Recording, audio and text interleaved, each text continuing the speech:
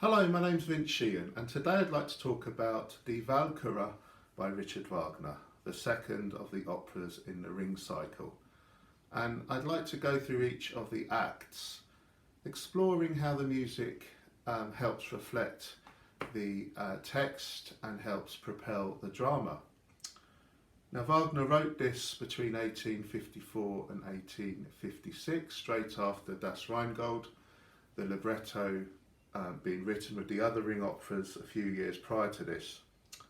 And Walküre, perhaps more than any other Wagner opera, encapsulates Wagner's new ideas put forth in his 1851 treatise Opera and Drama. In there he says that the complete artwork should have the music serving the text, serving the drama, and he says that could be done with a continuous kind of orchestral texture underneath the singing, which would bring up from the swell of the orchestral sonority certain ideas, certain melodic ideas, certain themes which would suggest situations, characters, images, etc.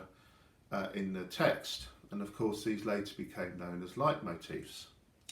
The singing itself should be clear, declaimed, so that the poetry can come forth without any obstacle to its understanding. And therefore Wagner said that ensembles would have no place in the complete artwork, as the intelligibility of the text would be sacrificed. So already in Rheingold we hear these new techniques putting forth. There's no discrete arias, for instance, in Rheingold, but then when we get to Walküre, Wagner seems to have perfected this technique. And indeed, Die Walküre is a complete work in its own right. You know, it doesn't need to be heard in the context of the Ring. It's a wonderful opera, often performed by itself. You do get the sense, though, in Walküre that Wagner begins to change his mind about the music's role. And by the end of the opera, you get the feeling that music is the force that is taking over the opera, rising above the text, but we'll talk about that as the video progresses. What's Die Walküre about? Well, in Rheingold we had the idea that power and the corruption of power was over love and everything good and decent. And then in Walküre we get the idea, this tension between love and law. At the heart of Walküre we have the two twins, Siegmund and Sieglinde, who happen to be brother and sister, who are in love, and Sieglinde of course gives birth eventually to the free hero, Siegfried. So we have this incestuous union at the heart of Walküre, which of course is completely scandalous. And then you have also counteracting that the traditional laws and contracts of marriage, perhaps encapsulated by the character Fricka, Wotan's wife. Later on in the opera you have, of course, Brunhilde, who sympathises with the twins and out of love helps them. But then Wotan has to administer a punishment according to the rules on his daughter, something he does with great sadness and regret. So there's this idea of the freedom of love on one hand, unconstrained by morality, if you like, and then the rules which seek to impose some order onto love. And it's very clear that with Wagner his sympathies lie with the twins, you know, and that perhaps reflects something of the place of love and the freedom of love in his own life, and his disregard for marriage, indeed, through his own infidelities. But that's for another video, perhaps. So how does the Walküre begin? Well, there's 3 acts in Die Walküre, and we begin with Act 1 with this prelude, where a storm has been conjured up. And we have this idea, which goes like this, suggesting the rain, the driving rain and the wind.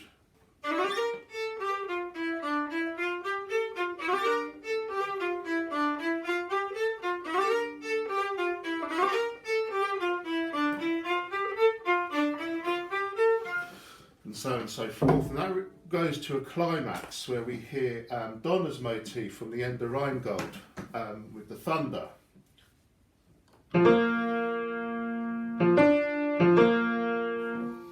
So that's important because it gives a sense of continuity very early on in this second opera to what had gone on before in Das Rheingold.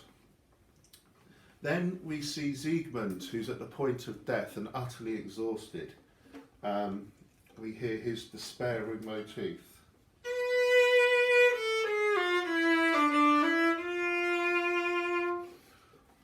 Descending, mournful idea.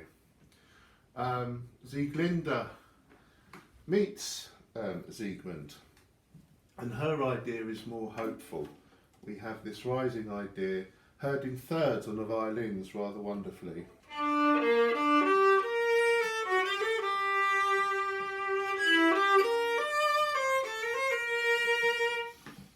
These ideas are mixed as they meet together, get to know each other. She offers him a drink of water, which he accepts, and we have this beautiful climax as he drinks the water.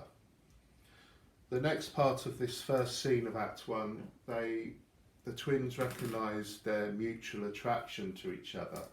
We hear a love melody, which was first heard on the solo cello with this wonderfully scored choir of cellos underneath. This goes like this.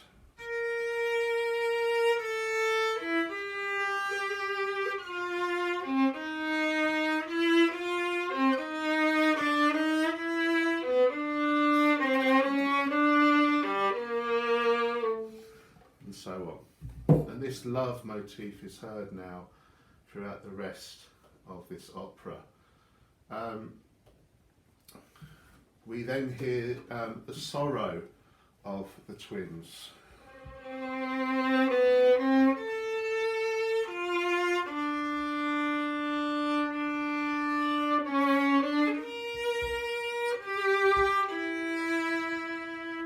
And so on. Which brings us to the arrival of Hunding, who is Sieglinde's husband, and he has this rather fearsome motif.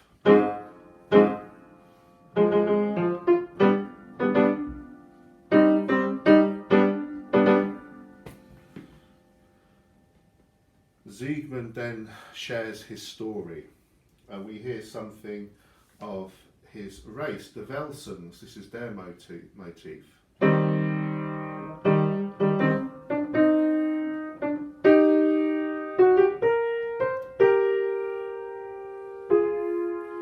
we hear this beautiful oboe solo, something like this.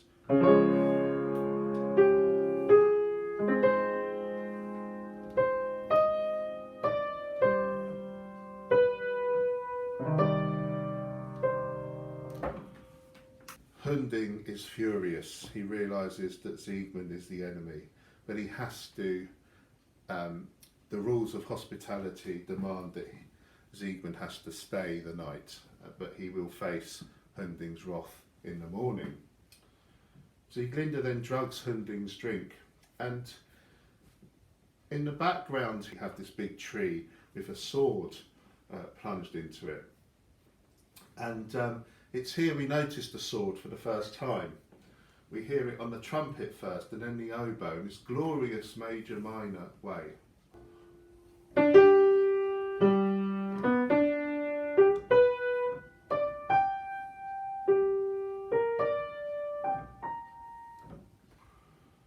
And the sword is heard everywhere from now on. Scene 3. Siegmund cries out to his father, Wotan, for deliverance.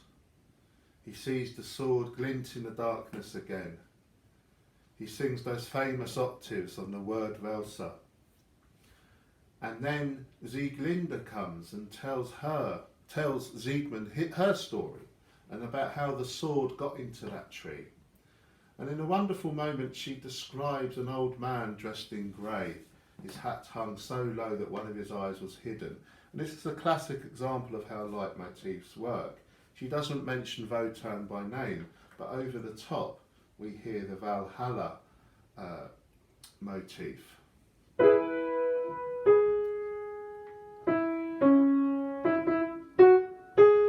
And she sings that. So the music there makes the drama intelligible. It's extremely clever. They suddenly declare their love for one another, finally. We have a wonderful change to B-flat major. We have this glorious melody sung by Siegmund, Winterstürmer. A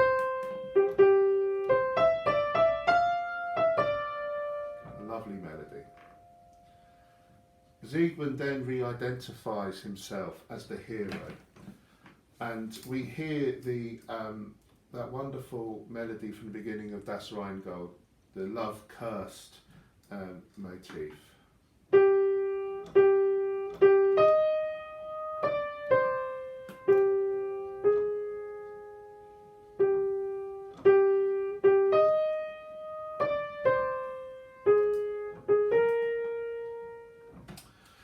Siegmund, in a wonderfully dramatic moment, pulls the sword from the tree.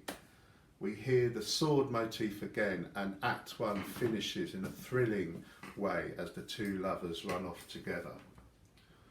Act 2 begins in this kind of fury of orchestral noise. In the prelude we hear this.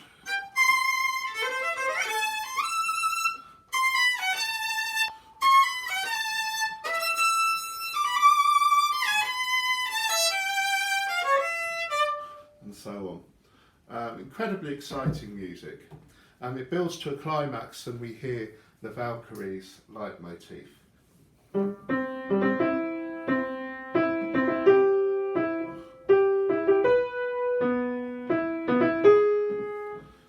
Which has a life of its own at the beginning of Act 3. We hear the Valkyrie's war cry.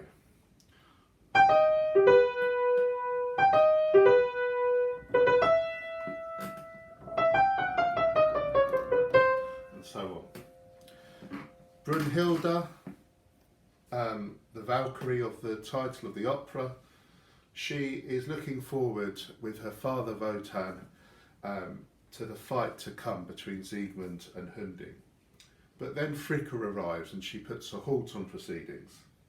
She scolds Wotan for his disregard of the marriage vows and in his dealings with the incestuous Velsons, the twins. And Fricka's anger is expressed in this idea.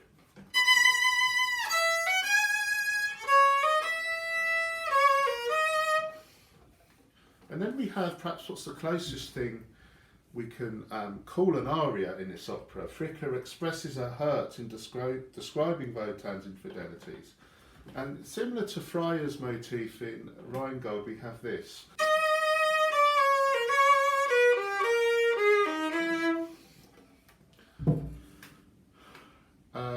And she rages on.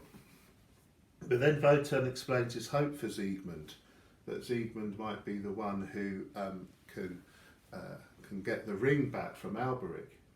But he's reminded that Siegmund isn't acting freely at all. Wotan has engineered this whole situation.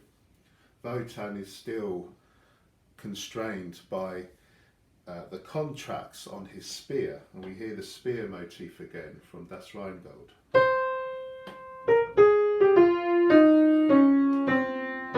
Etc. And we hear a new motif, Wotan's frustration at his situation.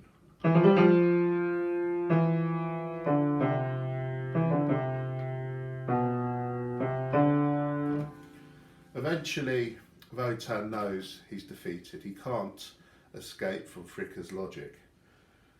And in despair, in Act 2, he says to Brunhilde, look, we're going to have to allow Siegmund to die. It's not going to happen. And he describes how he got into this terrible situation in this famous monologue. It's extremely long, but extremely important in this opera, particularly if you don't know Das Rheingold. He goes through much of what's happened in Rheingold, but also adds some other details about the Valkyries and their purpose to kind of staunch the threat of Alberic and his hopes of Siegmund. We hear this new idea as well. The other old leitmotifs from Rheingold are recapitulated, but we also hear this new idea, the need of the gods.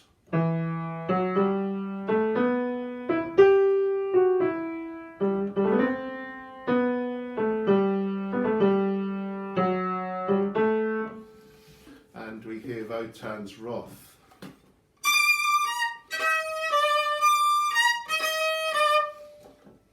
Almost similar to the Valkyrie's war cry. Eventually, despite Brunhilde's pleas, she agrees to do what Wotan has ordered her to do, and to kill Siegmund.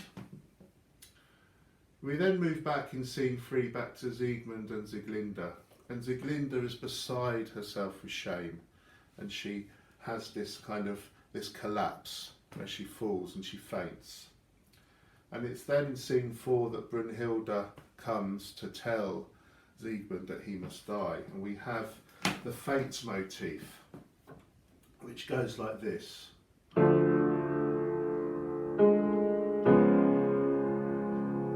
Which we hear throughout the rest of the Ring operas from now on. And also on the trumpet we hear this rather wonderful idea, the Annunciation of Death.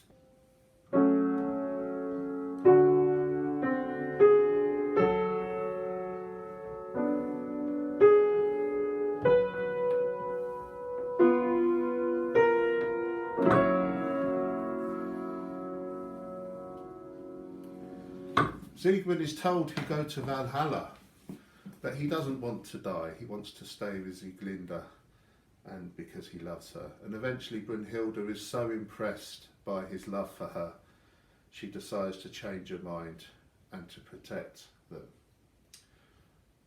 Then we go to scene 5. Siegmund speaks tenderly to the sleeping Sieglinde, and he readies himself for the fight to come. We hear a reminder of that Wintersturm song he sings in Act 1. Sieglinde awakes, and to her absolute horror she sees Siegmund die despite Brunhilde's protection. Wotan intervenes and shatters his sword, Notum, and Hunding then kills Siegmund. But Sieglinde is rescued by Brunhilde, and Brunhilde scoops up the fragments of Notum, the sword. Wotan then kills Hunding in a rage and races after Brunhilde, which is another exciting and thrilling end to the Act 2. Act 3 is the heart of this opera. We explore the relationship between Brunhilde and her father Wotan. But first of all, we have the extremely famous, perhaps one of the most well-known pieces of classical music ever, the Ride of the Valkyries. And the Valkyries are coming down, taking the bodies of the slain heroes from the battlefield. We hear plenty of the Valkyrie motif and their war cry. Eventually Brunhilde comes and tries to explain to them her predicament, but they're reluctant to help her because they don't want to incur the wrath of Wotan themselves. Sieglinde, who of course has been saved by Brunhilde, she wants to die. She's in such a terribly distraught state, but she's filled with joy when Brunhilde tells her that she's pregnant with Siegfried, who's going to be the free hero. And we hear his motif for the first time.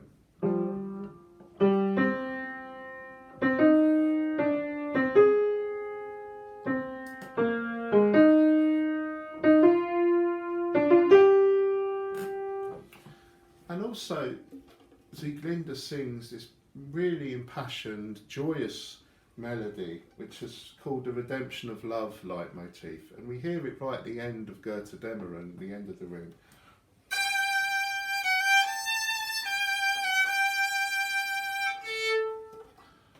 This moment of sheer joy and wonder at the beauty of love. We then, Wotan then comes back onto the scene, and he's demanding that the Valkyries reveal Brunhilde. And Wotan expresses his rage and his hurt at Brunhilde's disobedience. And she begs for mercy, you know, but Wotan says, no, you're going to be cast out and put into a sleep. And whoever finds you, you're at their mercy. And Brunhilde's sisters are appalled at this.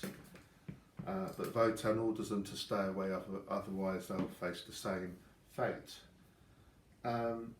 Brunhilde still pleads for mercy. After all, she's only done what Wotan himself really wants to do in his heart. And again, we have that tension in this opera between love and the kind of constraints and rules put on love. We have this idea of reproach.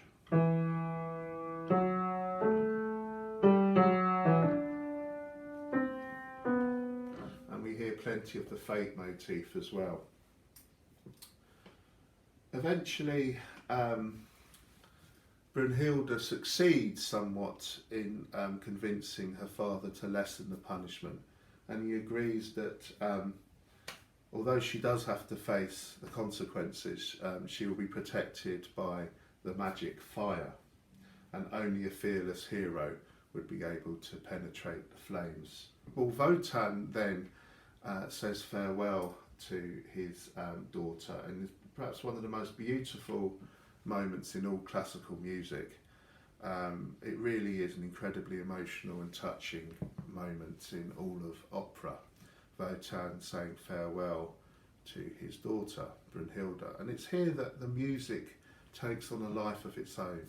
You get the idea that Wagner is caught up in his own creation, and he can't help but let music take the centre stage here. The motifs we've heard already are just combined in such a glorious way to end this opera. And we hear one or two new ones as well. We hear as Wotan kisses the eyes of his daughter, we hear one of my favourite leitmotifs and one of the most beautiful chord progressions ever, that of the magic sleep.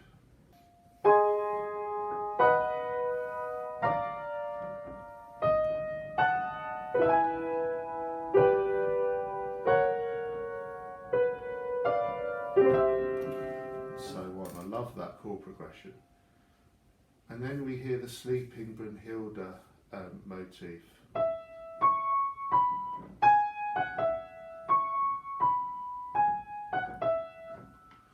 We hear Siegfried's motif under that.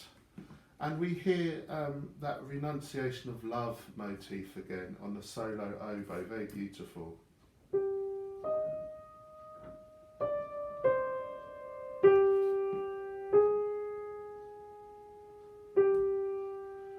Finally, Wotan summons Loge to bring the fire around the sleeping Brunhilde. We hear Loge's motifs again.